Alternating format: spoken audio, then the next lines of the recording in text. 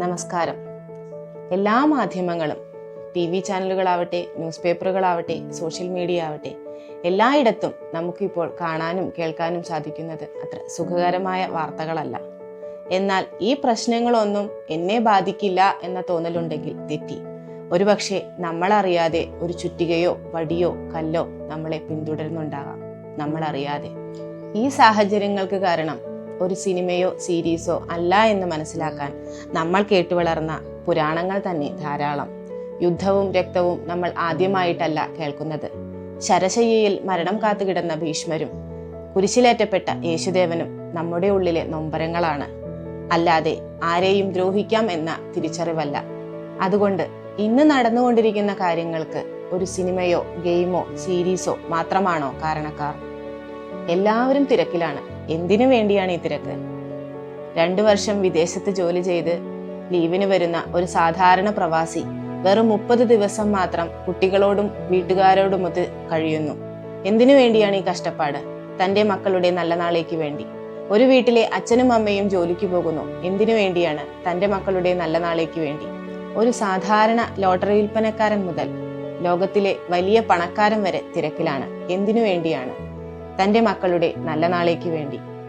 തൻ്റെ മക്കൾ ഒരു ഉറുമ്പിനെ പോലും നോവിക്കില്ല എന്ന് വിശ്വസിക്കാനാണ് ഓരോ മാതാപിതാക്കളും ഇഷ്ടപ്പെടുന്നത്. ഒരു രക്ഷിതാവും തൻ്റെ മകനോ മകളോ ഒരു ചീത്ത കാര്യത്തിൽ പങ്കാളിയാണെന്ന് വിശ്വസിക്കാൻ ഇഷ്ടപ്പെടുന്നില്ല. എന്നിട്ടും അവർ പ്രതീക്ഷിച്ചതിൻ്റെ വിപരീതമാണ് സംഭവിക്കുന്നതെങ്കിലോ? എവിടെയാണ് തെറ്റുപറ്റുന്നത്?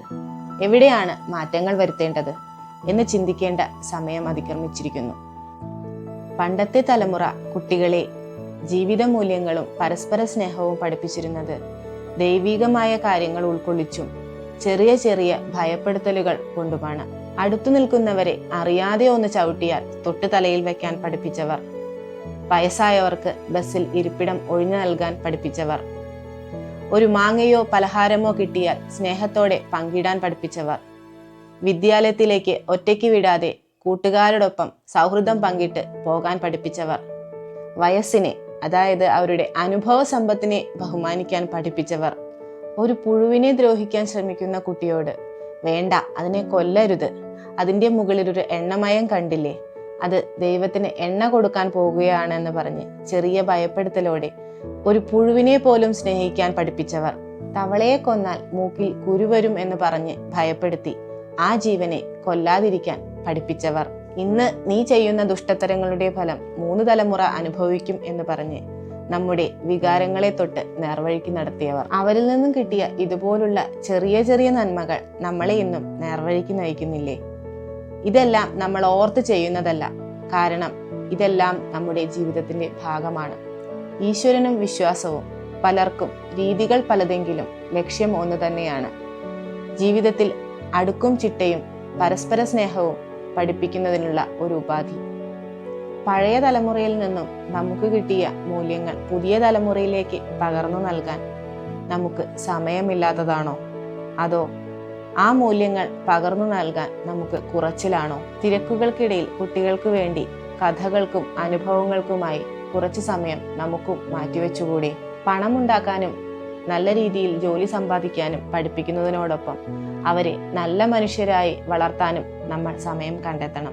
നമ്മുടെ കുട്ടികൾ വളരുന്നത് നല്ല സാഹചര്യങ്ങളിലായിരിക്കാം, എന്നാൽ അവർ എത്തിപ്പെടുന്നത് അനുകൂലമായ സാഹചര്യങ്ങളിലായിരിക്കണമെന്നില്ല. ആ സാഹചര്യങ്ങളിൽ എങ്ങനെ പെരുമാറണമെന്നുകൂടെ നമ്മൾ പഠിപ്പിക്കേണ്ടതില്ലേ? ഇന്നു മുതൽ കുറച്ചു സമയം കുട്ടികൾക്കായി മാറ്റിവെക്കാമെന്ന് തീരുമാനിക്കുക. കുട്ടികളും ഈ ലോകത്ത് ഏറ്റവും കൂടുതൽ സ്നേഹിക്കുന്നത് നമ്മളെ തന്നെയല്ലേ? നമ്മളെ മനസ്സിലാക്കാനും കേൾക്കാനും അവർക്കും സാധിക്കും. ഓരോ ദിവസവും സംഭവിച്ച നല്ല കാര്യങ്ങളും നല്ല ചിന്തകളും കുട്ടികളുമായി പങ്കുവയ്ക്കുകയും അവരുടെ കൊച്ചു കൊച്ചു കാര്യങ്ങളും അനുഭവങ്ങളും കേൾക്കാൻ സമയം കണ്ടെത്തുകയും ചെയ്യുക. കുട്ടികൾ നമ്മളിൽ നിന്നും ഒന്നും ഒളിക്കുന്നില്ല എന്ന് ഉറപ്പുവരുത്തുക. അവരുടെ സുഹൃത്തുക്കളെയും ചുറ്റുപാടുകളെയും പറ്റി അറിഞ്ഞു വയ്ക്കുക. കുട്ടികൾ പഠിക്കുന്ന വിദ്യാലയങ്ങളുമായി നല്ല ബന്ധം സ്ഥാപിക്കാൻ ശ്രമിക്കുക. അവർ സ്കൂളിൽ പോകുന്ന സമയത്തെക്കുറിച്ചും തിരിച്ച് വീട്ടിലെത്തുന്ന സമയത്തെക്കുറിച്ചും ബോധ്യമുണ്ടാവുക. തെറ്റുകൾ ചൂണ്ടിക്കാണിക്കുകയും കാര്യത്തിന്റെ ഗൗരവം പറഞ്ഞ് മനസ്സിലാക്കി ശകാരം വേണ്ടെടുത്ത് ശകാരവും തലോടൽ വേണ്ടെടുത്ത് തലോടലും നൽകുക. എല്ലാം ഞങ്ങൾ മാതാപിതാക്കൾ അറിയുന്നുണ്ട് എന്ന ചിന്ത കുട്ടികളിൽ ഉണ്ടാക്കുക.